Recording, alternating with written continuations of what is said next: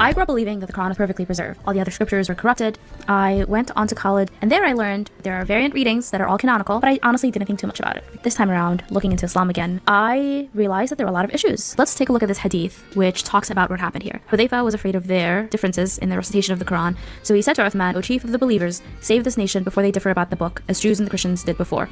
Uthman then ordered Zayd bin Thabit, Sa'id bin al-As, and Abdurrahman bin Harith bin Hisham to rewrite the manuscripts in perfect copies. Uthman said to the three Qurayshi men, "In case you disagree with Zayd bin Thabit on any point in the Quran, then write it in the dialect of Quraysh. The Quran was revealed in their tongue." Uthman sent to every Muslim province one copy of what they had copied and ordered that all the other Quranic materials, whether written in fragmentary manuscripts or whole copies, be burned.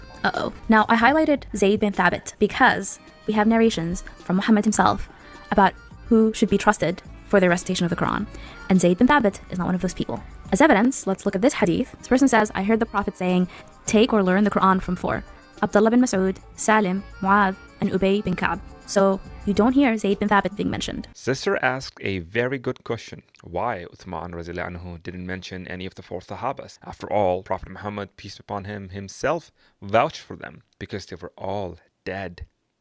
Yeah, you forgot to take age into account. And that's not your fault, because you and all other anti-Islamists function on a single brain cell. And it's becoming more and more apparent that you guys aren't very smart. Uthmanic rule was around 24 to 36 Hijrah, and he commissioned the Quran around the same time. Except for Abdullah ibn Musa, who was all the way in Kufa, Iraq, all the other Sahaba had passed away. Now to the other question. Why wasn't Zayd bin Thabit radiallahu anhu mentioned in Prophet Muhammad's hadith? Because he was 11. The four Sahabas memorized the Quran directly from Prophet Muhammad, peace upon him, from the beginning of revelation. So you can see how it would be a problem mentioning an 11-year-old alongside senior Sahabas. Now, regarding burning of the Quran, I don't know why this bothers you so much. The copies weren't made on Microsoft Word, where you can just hit backspace and correct or delete it. They were copied by hand, and if you make a single mistake, you have to restart and rewrite the entire page. Uthman radiallahu anhu was ordering the burning of the pages that had mistakes on them, so people like you, 1400 years later, won't accuse the Quran of mistakes and variations. But little did Caliph Uthman knew that our worst enemy will be a fake ex-Muslim